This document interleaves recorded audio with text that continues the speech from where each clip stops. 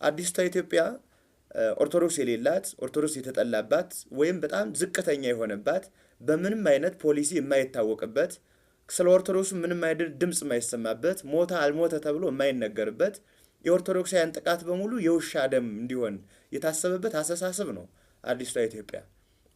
ኢትዮጵያ እያሉ የሚነግሩን ኢትዮጵያና የኛ ኢትዮጵያ ትለያያለች። የኛ ኢትዮጵያ ሰው ሁሉ በትኩል የሚኖርባት ናት። ኦርቶዶክሳውያን የማይሳደዱባት ናት። ባለድርሻ ሆኖ የሚያዩባት ናት እና በዚህች አዲስቷ ኢትዮጵያ ኦርቶዶክስ መሪ መሆን አይችልም።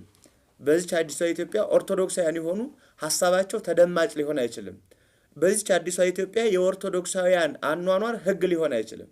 በዚህች አዲስቷ ኢትዮጵያ ኦርቶዶክስ ተዋሕዶ ቤተክርስቲያን እንደ አካል ሰውነት መገለጽ አትችልም። ወንጀለኛ ናት። ወንጀለኛ ሆነን በዚህች ኢትዮጵያ መቀጠል አንችልም ነው።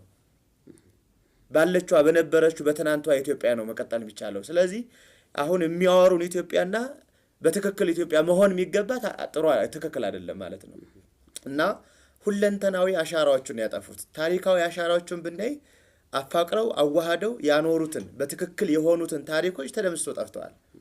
ተደምስቶ ማለት ነው። አንዳንድ ጊዜም ክርስቶስንና ቤተክርስቲያንን በተለያየ መልኩ ጥግ እያስያዙ ክርስትናውን ራሱ እንዳይታይ እንዳይገለጽ በተለያየ ሽፋን እየሸፈኑ እንዳይታይ ያደርጉታል። ሞቱ ራሱ እንዳይታወቅ፣ ጥፋቱ እንዳይታወቅ፣ በተለያየ አጀንዳ ደግሞ እንዳያስብ በላዩ እየደረቡ ያነፍዙታል። በዚህ መካከል ላይ ኦርቶዶክሳውያን ሞታቸው፣ መፈናቀላቸው፣ ማለቃቸው ነጋሪ አልባ እስኪሆን ድረስ ወይም ደግሞ የዕለት የታወቀ ዜና ሆነና ተለመደ።